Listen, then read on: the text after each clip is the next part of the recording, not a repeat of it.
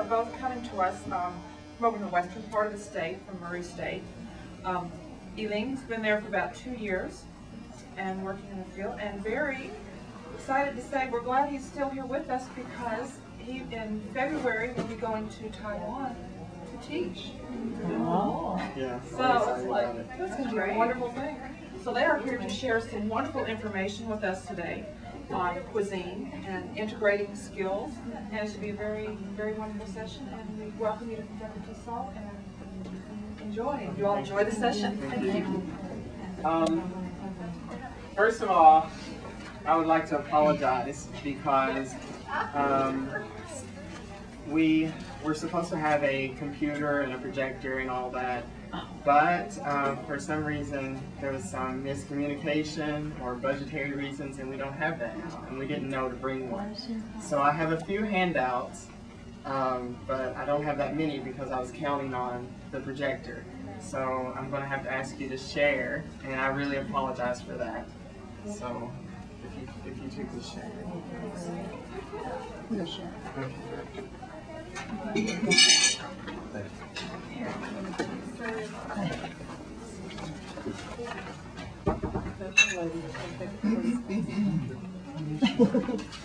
Or that I can give you our copies when we're finished with the presentation. Or if you would like me to email you the PowerPoint, I can. But so you can stop by later and give us your contact information. And again, I apologize for that. So today we're going to talk about American cuisine. It's an integrated skills content course that Elaine and I have developed for the EFL setting, but there's a lot of great things in this course that you could incorporate into mainstream classrooms or in any ESL or EFL setting.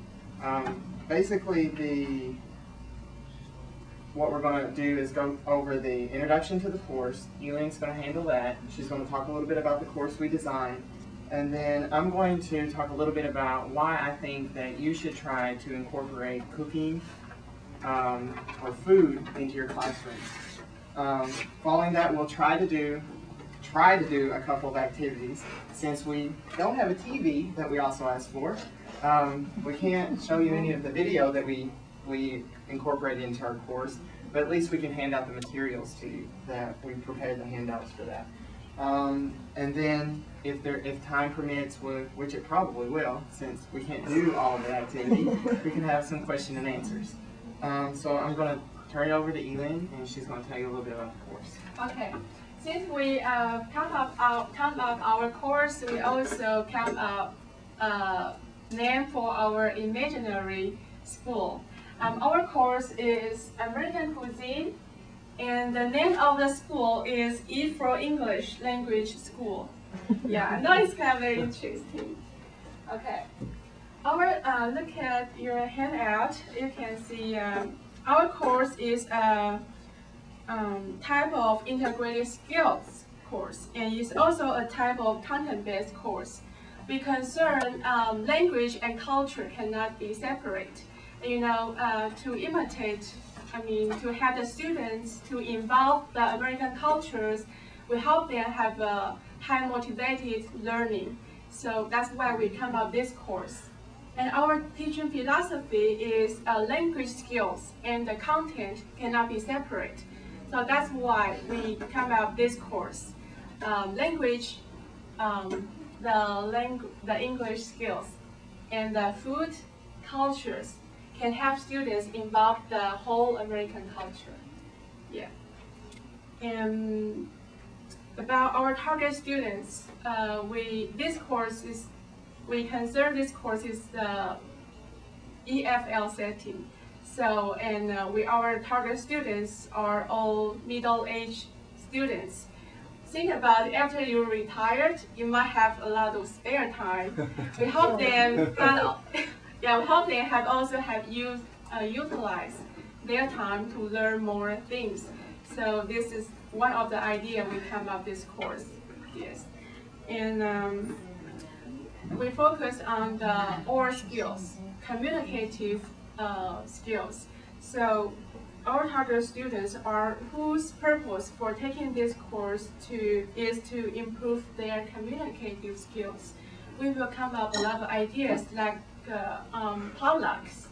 During the potluck party, students will have a small talk and socializing. So students can involve in the American culture and also learn the skills, not only the skill, but the ability to build, we help them to develop their communicative skills. Yes. And let's see our goals. Okay. Developing our communicative abilities and use listening and reading skills. For these points, we would like to introduce some history of foods like pizza. What's pizza from? Or French fries. So we would like to use these kind of authentic materials in the class activities. And they will acquire some knowledge from the history. They can learn some skimming, scanning, these kind of reading strategies. And also for the developing our communicative abilities, just as I talked about, we would like to use potlucks and help them to develop their own skills. Besides, we would like to have our students familiarize themselves with English recipes.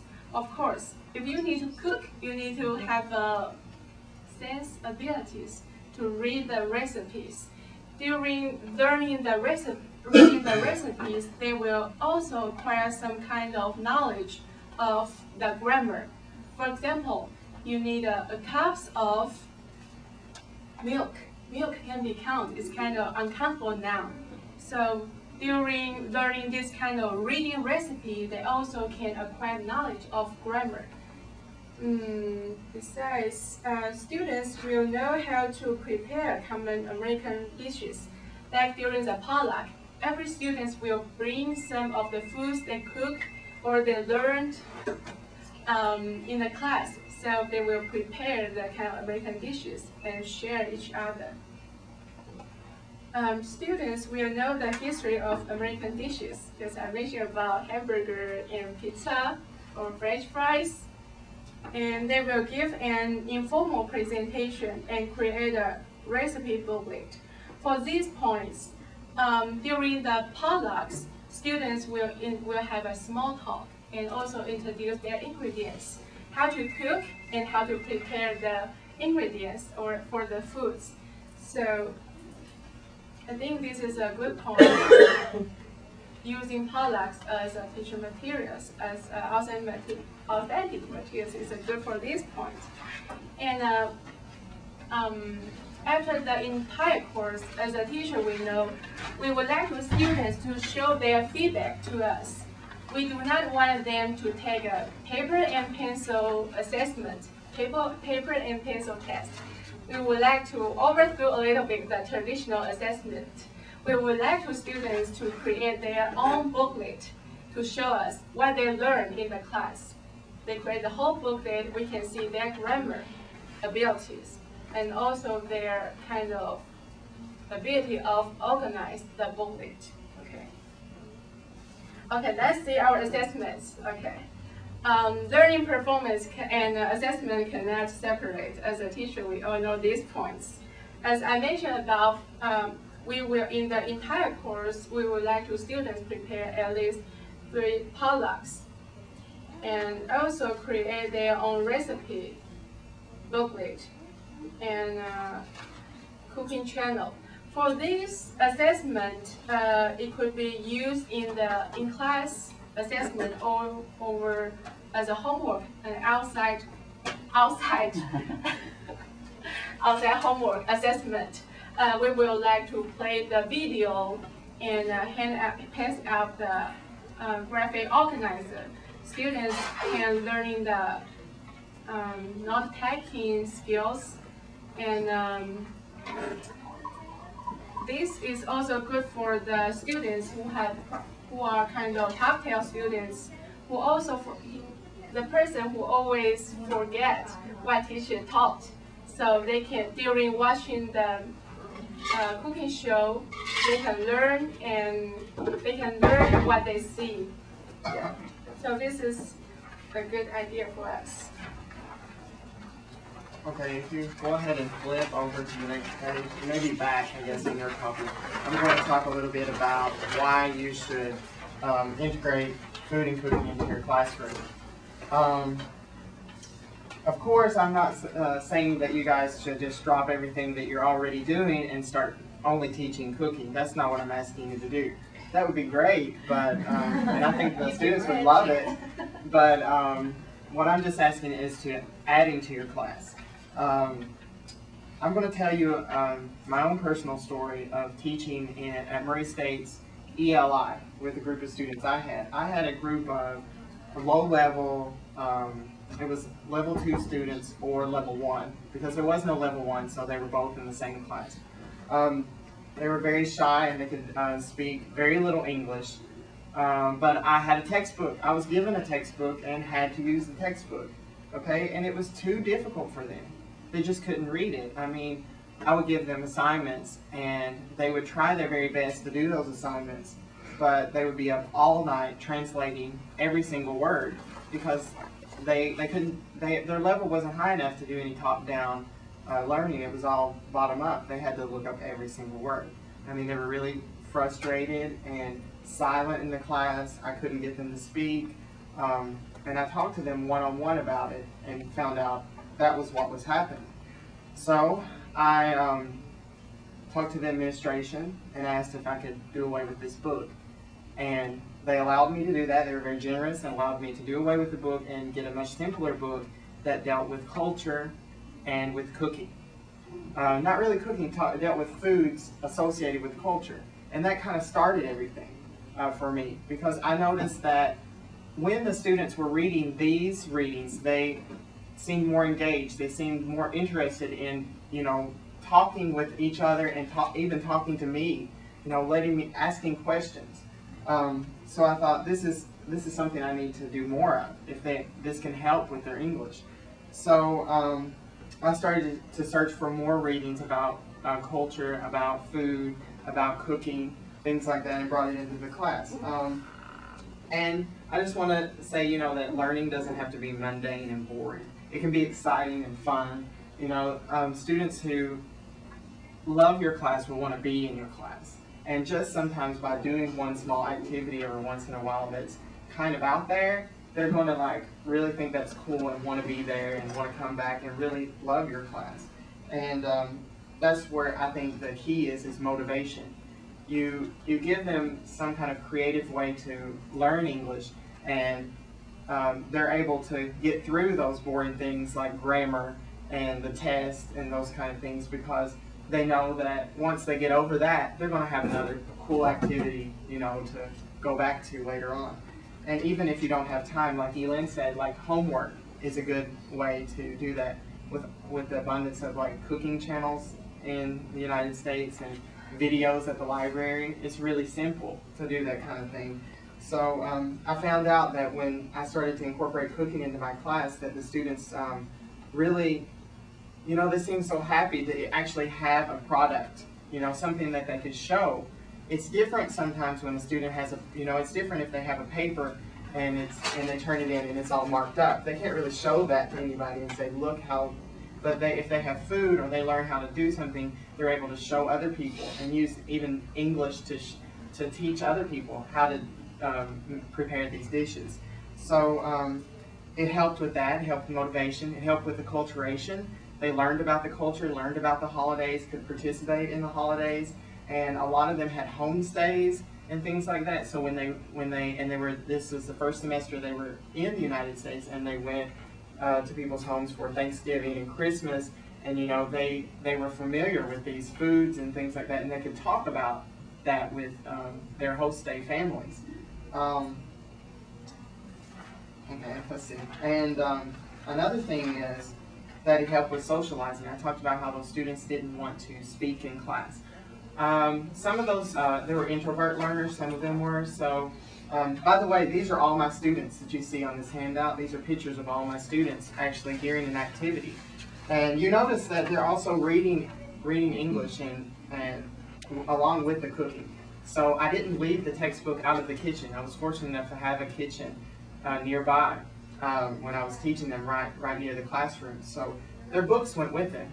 It wasn't just totally them cooking. So they were doing activities with the texts and things. It helped with socializing. Some of those students who didn't want to talk in the class, when they got in groups together and they were working together with other classmates, they started talking. At first it was very, sometimes it was just receptive. They were getting commands sometimes from other classmates, and they would do those. But at least they were understanding. And then after a while they started, communicating with each other.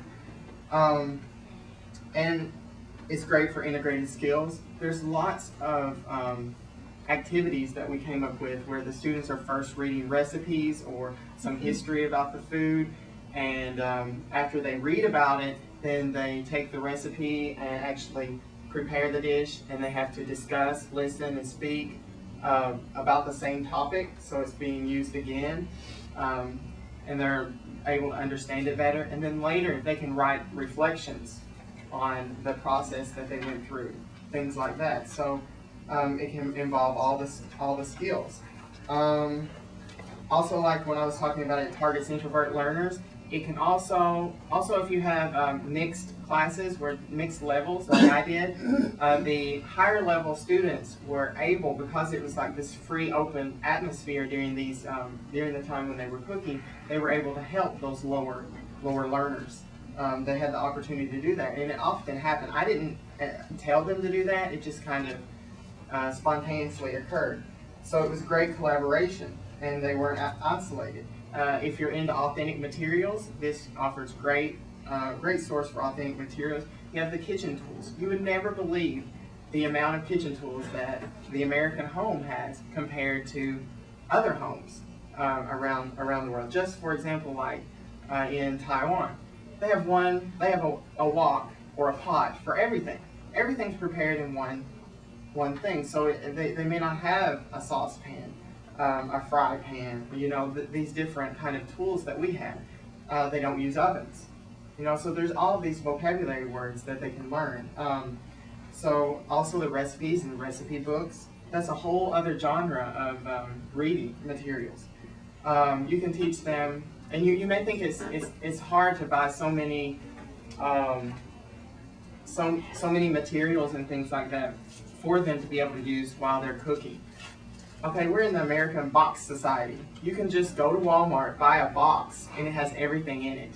And then you can use that. The back of the box has your authentic reading material on the back. You can either Xerox the back of the box, and use it in the lesson. And then you have everything there to just take into the kitchen. It's really simple. Let's see, and it works with problem solving.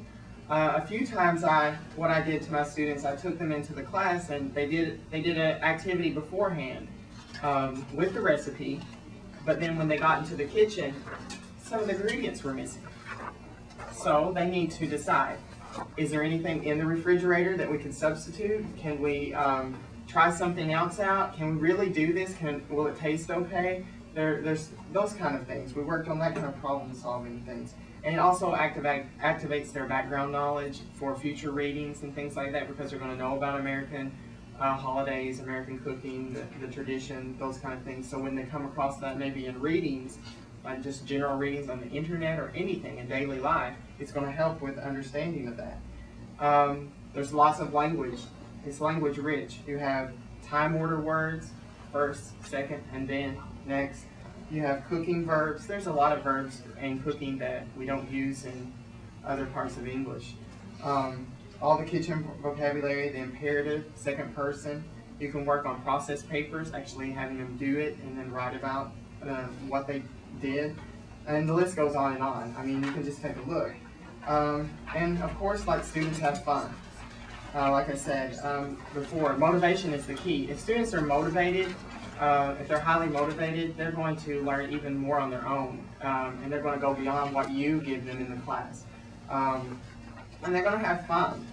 Here's one picture of here, these are my students, and that's me. I look a little different in that picture, but we had a great time that day.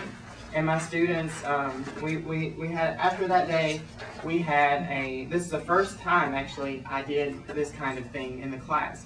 And my students felt that I was more approachable after that. So if they saw me on campus, walking around, they would come up to me and talk to me and carry on a conversation and things like that.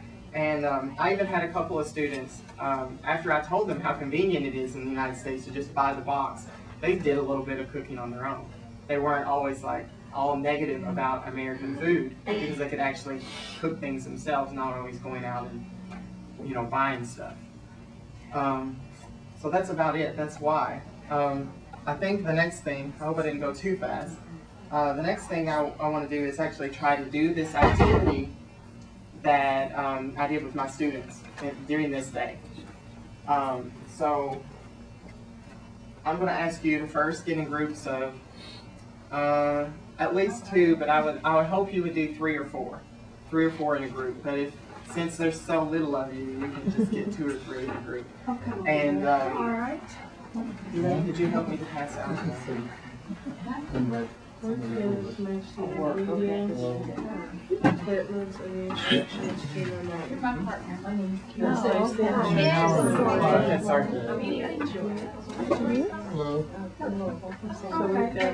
match the ingredients, the equipment, and the instructions. So what you're going to do,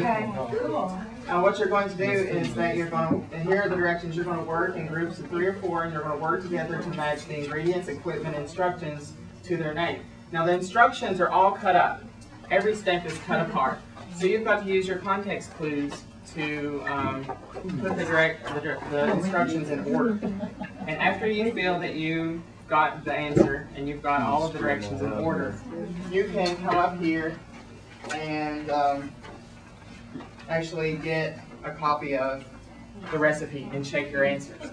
Now if I was in the classroom, after we did this activity, we would go into the kitchen or right into class and prepare the food. It doesn't have to be as complex as these recipes. It could be a peanut butter and jelly sandwich. It would still work, especially for very beginning students. Yeah. So I'm going to leave this here, and if you guys have any questions, let me know.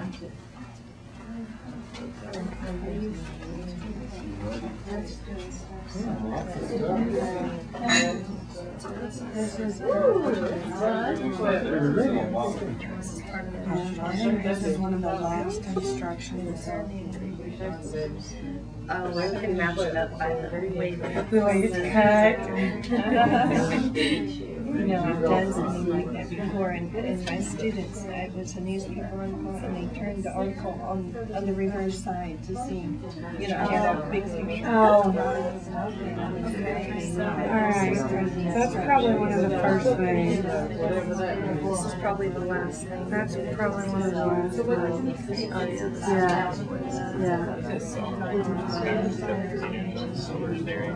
We have to read it first. And this is to fill it. Fill the celery.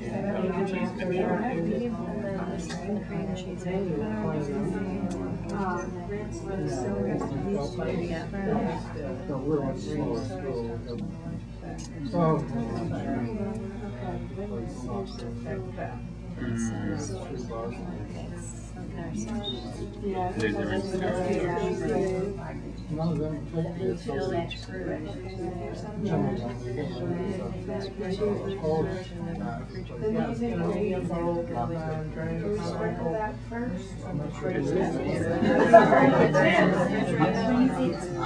this goes that goes No, this is, here's the cook sauce. Soft white cream cheese. Paste is packaged in a tub container and is sold in a dairy case of the supermarket. Well, yeah, right here. Yeah. No, that didn't go there.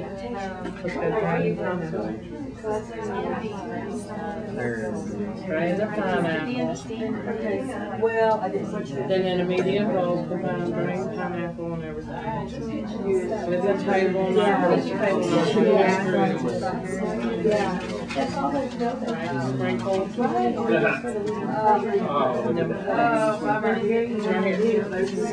Cream cheese, stir with spatula until well mixed. With the table knife, fill through the sprinkle the crushed nuts over the celery. Place the celery stalks over the celery. Wait. recipe remove from cooked. Place field celery stalk. Ingredients. Right? Yeah. Pineapple and this one. We had to run some first. Oh, there. Oh. Bread. Then cut. Then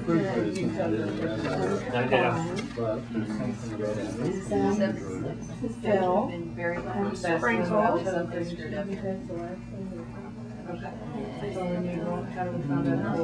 Oh. There we go. Then it's the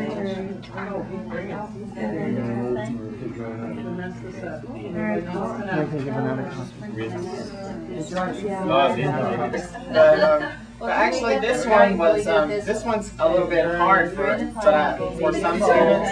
But it's better to find ones that have time words, especially if you're teaching them, because they really can use the. We just did. I actually changed the words with mine when I did this with my students. I actually put some time words in there so that they could use those. Because that's what we had to study in the book before, so I just kind of added them in. We didn't mess with the recipe.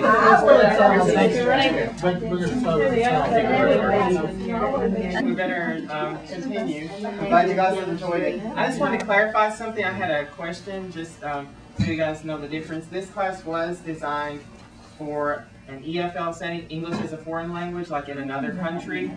But the activity that I did, I was teaching in an ELI, an English Language Institute in the United States. So the pictures on the handout were done in the United States, but the class was designed for out of the United States. But activities inside the class can be pulled and used inside the United States, because there's a lot of activities in here that have, especially with assessment and the intros and things. There's also Chinese here to help out the students in the beginning, the very, very beginning. So after the presentation is over, I hope you guys will come up and have a look at the course that we designed, like all of our lessons, to get some ideas. And if there is anything in here that you are interested in, I could email it to you if you flip through and let me know the page number. And also, this is the book that I used a lot in my class, and that we use for this. Is very simple recipes. Just don't let your learners know it's for kids. You know, it's really simple recipes and easy to follow. And also, this video is all of the recipes can be done in the microwave. And the person speaks very, very, very slow.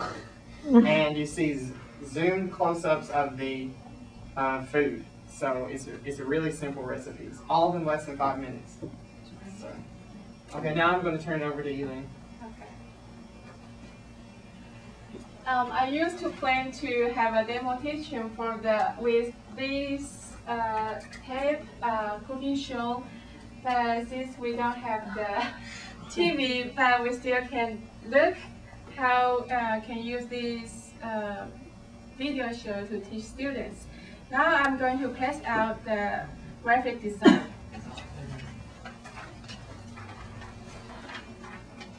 Think about it. If we could have a TV, we will play the cooking show, and students are not going to just watching the TV, the cooking show. They also have to take notes. So this is a good chance to have students to learn how to take a note. And they will fill out on the sheet about the portion of the ingredients and the steps and the procedure of cooking. They see what they just learning what they see. Especially this is good for the tactile and kinesthetic students. They learn what they see.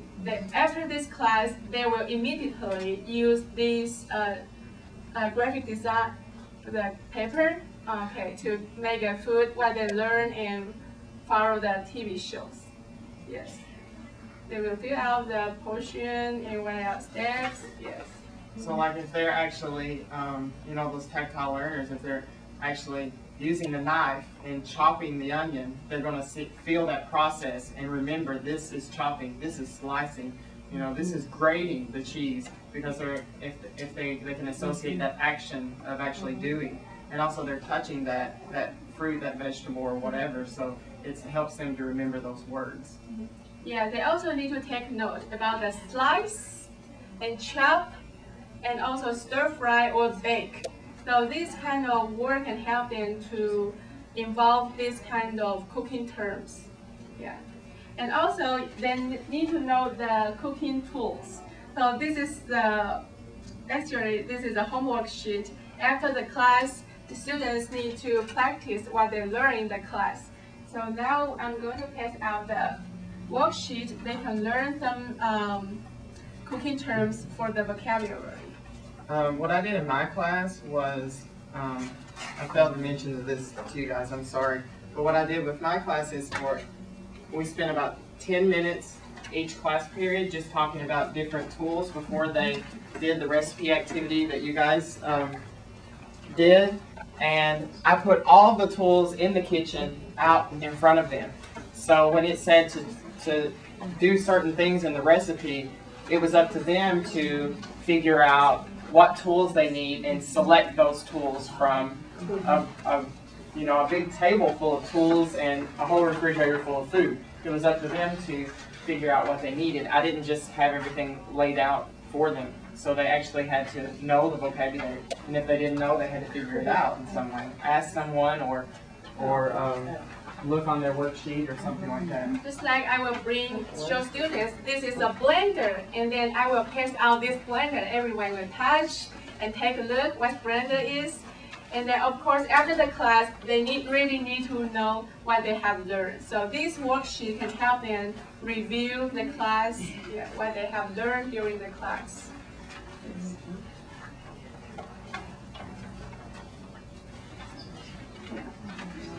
Okay, I guess that's about it, and because we don't have a TV here and everything, so we can't really get involved with that. So thanks for coming to our presentation, and we encourage you to come look at these things, and we're going to do questions and answers. So we encourage you to come up and look, and be sure to give me your email address if you really would like anything else from the course pack or anything. I just had a quick comment about how besides, I teach in a K-5 school, and there's so many other connections from other places and materials that are already being produced that, this is a subject area, or really popular kids books with recipes that go with them, and you can make that connection. And I just think the sequencing and all of that is so good for ESL students, but also your special ed students, your lower level learners, and I think this is a really awesome idea. This is a really, Thank you. and for those of you who get your kids get tested on practical living, and if your county has cut your practical living coordinator, this is really great. Thank you. Absolutely. Good job. We did a lot of hard work. Yeah, I can tell. I also remember when I was in first grade, our teacher had a book, and it was about baking. And I remember we actually kneaded bread in class, and we didn't bake it, but we kneaded the bread and played with the bread and things like that. And I still remember that. And I was thinking that if you give a mouse a cookie, or if you give a moose a muffin, Yeah. you take a mouse to the movies, you could use those. Absolutely. Right. This has a lot of reading strategies too, because in our reading class I've given out the assignment, write a process paper where they have to write out directions. Right. And even the American students can't write directions. Right. You know, It's really it is. Even, you know, to make a peanut butter sandwich, they don't say you need a peanut, They just leave everything out. They Right. assume everybody knows how to do that. Well, there's a section in here, we took some material from Joy Reid, one of Joy Reid's books. I don't know if you're familiar with Joy Reid, but the book is dealing only with paragraph, just on the paragraph level, and it has all kinds of exercises on first getting the students to write about foods from their own country, and then working with that in order to write a well-developed paragraph. Yeah. Especially for the writing recipe, you can tell this is a kind of imperative sentence. So during writing the recipe, they will acquire the knowledge of writing using the imperative sentence. This kind of grammatical issue. What's the name of that book by Joy Reid? I don't know. Process of Paragraph Writing. Yeah. Okay. It's a red color, I think. She has a blue one also. But it's not the blue one. The blue one is the process. I can tell. I can look at her work. She's a wonderful lady. This girl knows this. I love her books, actually. She's a writing specialist. It's great, a way to incorporate grammar and writing together. If you were teaching this in ESL setting with many language backgrounds, would it also be good to have the students demonstrate and share things from their own cultures, cuisine? Sure. I also, every semester when I taught in ESL, I would always have students doing a potluck at my apartment, and I would get them to share about the food. Actually, before, Eileen was one of my students, but now she's my colleague. But this was like a few years ago, and she did you come to one of my potlucks?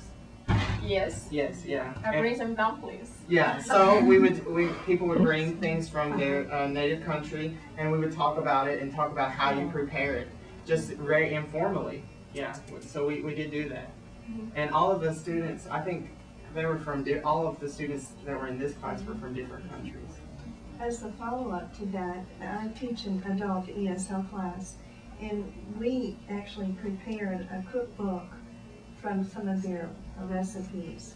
That's a great idea. That's what we have. One of the things they do is make a recipe booklet. That's wonderful. And they were so proud of that accomplishment. Yeah, they have something, you know. tangible in their hands. How many recipes did you actually do as a group before you had them come with something for a potluck? Well, see, I've never. Okay, when I was actually teaching, I didn't do that many individual recipes before, but for this course, I can't remember how many. At least It was about 8 or 9 that they did in class as a whole, like for this course.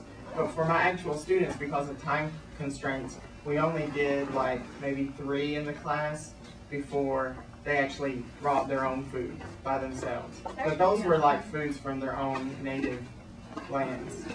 So yeah, with this, I haven't really gotten to try out everything in this book because I still have to do what the administration wants me to do. It would be nice if I could just teach this, but yeah. But I think it was about 8 or 9 in class. Yeah, we do not have the students do the same dishes, and everyone really cook at least 8 or 9 dishes, but we have them share. In this class, some of the groups just cook some pizza, make some pizza, and some of them might make a salad. So then they all bring it together and share it. Yeah. But like for most of the simple things in the beginning, we did do this does have like small projects like making a smoothie. Those kind of, it's really simple. Everybody can do this and learn, and then before we break off and have them doing bigger things by themselves. and students actually feel more comfortable when they talk to the non-native speakers, because they are not non-native speakers. So when they talk to the non-native speakers, actually they have more confidence to talk each other. So this is a good chance to help them practice all skills. Yeah, and also I've done a lot of research with like negotiation of meaning, and this gives a lot of input from each other if you have the two non-native speakers together talking. Mm-hmm. Yeah, and now we are doing the research about the non-native speakers talk to the native speakers, and the non-native speakers talk to the non-native speakers. We find out this is true. When the non-native speakers talk to the non-native speakers, they really have the confidence. They talk a lot and fluently. They don't care the grammar. So yeah, so this is a good chance for them. Okay, any other questions? Okay, thank you very much. Thank you. We have some extras of these if you would like to take them, please do. Have a couple more of the PowerPoints here.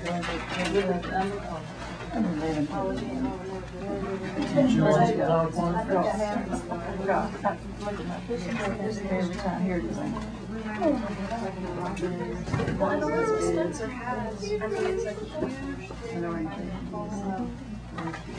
huge.